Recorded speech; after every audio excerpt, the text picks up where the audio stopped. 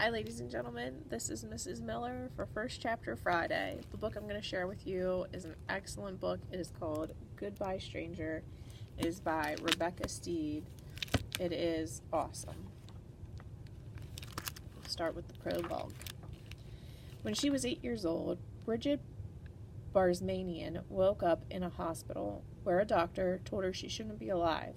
It's possible that he was complimenting her heart's determination to keep pumping when half her blood was still uptown on 114th Street, but more likely he was scolding her for roller skating into traffic the way she had.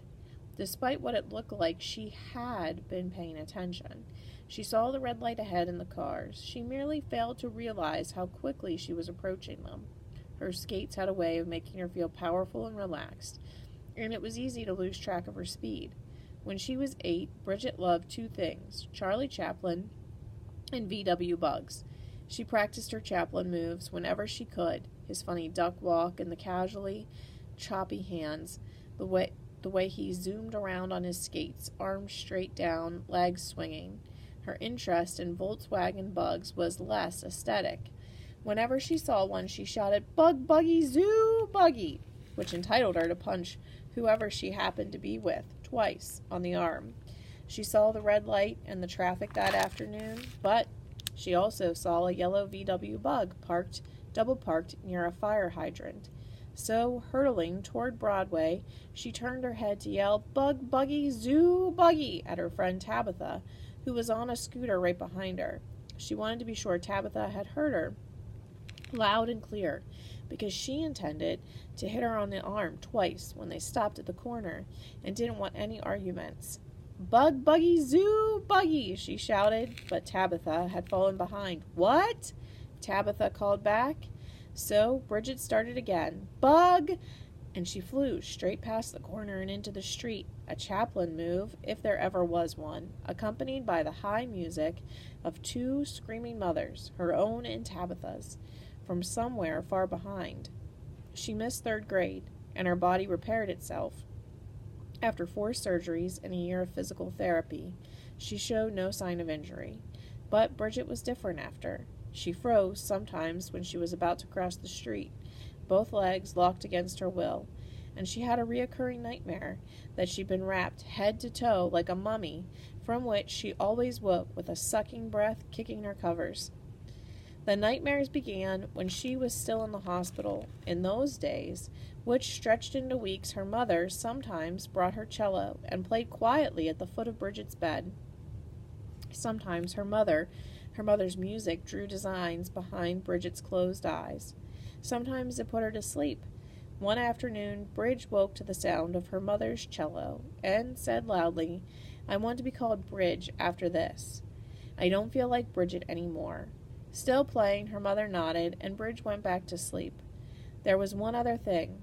On the day Bridge was discharged from the hospital, one of the nurses said something that changed the way she thought about herself. The nurse said, 13 broken bones and a punctured lung. You must have been put on this earth for a reason, little girl, to have survived." It was a nicer, more interesting way of saying what the doctor had told her when she first woke up after the accident. Bridge couldn't answer the nurse because by that time her jaw had been wired shut. Otherwise, she might have asked, "What is the reason?" Instead, the question stayed in her head, where it circled. The cat ears. That's what the chapter's called.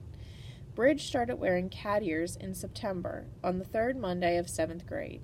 The cat ears were black, on a black headband. Not exactly the color of her hair, but close. Checking her reflection in the back of her cereal spoon, she thought they looked surprisingly natural. On the table in front of her was a wrinkled sheet of homework. It wasn't homework yet, actually. Aside from her name, the paper was blank. She itched to draw a small, round Martian in the upper left-hand corner. Instead, she put down the spoon, picked up her pen, and wrote, "What is love?" This was her assignment. Answer the question, "What is love?" in full sentences. She looked at the empty blue lines on the page and tried to imagine them full of words. Love is... Her mom had once told her that love was a kind of music. One day, you could just hear it. What was it like when you met Dad? Bridge asked, like hearing music for the first time. Oh, I heard the music before that, her mom had said, and I danced with a few people before I met Daddy. But when I found him, I knew I had a dance partner for life. But Bridge couldn't write that. And anyway, her mom was a cellist. Everything was about music to her. Bridge squeezed her eyes closed until she saw glittery things floating in the dark. And then she started writing quickly. Love is when you like someone so much that you can't just call it like. You have to call it love. It was only one sentence, but she was out of time. Bridge had noticed the cat ears earlier that morning on the shelf above her desk, where they'd been sitting since the previous Halloween. They felt strange at first, and made the sides of her head throb a tiny bit when she chewed her cereal. But as she walked toward the school, the ears became a comforting presence. When she was small, her father would sometimes rest his hand on her head as they went down the street. It was a little bit like that.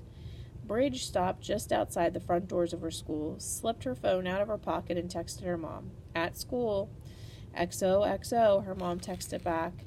Bridge's mother was on an Amtrak train coming home from a performance in Boston with her string quartet. Bridge's father, who owned a coffee place a few blocks from their apartment, had to be at the store by 7 a.m., and her brother Jamie left early for high school. His subway ride was almost an hour long. So there had been no one at home that morning to make her think twice about the cat ears. Not that anyone in her family was the type to try to stop her from wearing them in the first place, and not that she was the type to be stopped. Tabitha was next to Bridge's locker, waiting. Hurry up! The bell's about to ring. Okay, Bridge faced her locker and puckered up. 1, 2, she leaned in and kissed the skinny metal door. Nice one. You can stop doing that any time, you know. Bridge spun her lock and jerked the door open. Not until the end of the month. 7th grade was the year they finally got to have lockers, and Bridge swore she was going to kiss hers every day until the end of September. You have ears, Tab said. Extra ones, I mean.